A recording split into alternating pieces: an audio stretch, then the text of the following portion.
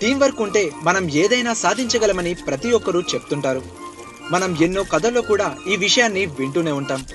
Team work లేకుండా మనం ఏది సాధించలేమన్నది నమ్మదగిన సత్యమే. అయితే టీం వర్క్ గురించి చెప్పే ఈ యానిమేషన్ ఫిల్మ్ ఈ మధ్యనే ఇంటర్నెట్లో హల్చల్ చేస్తోంది.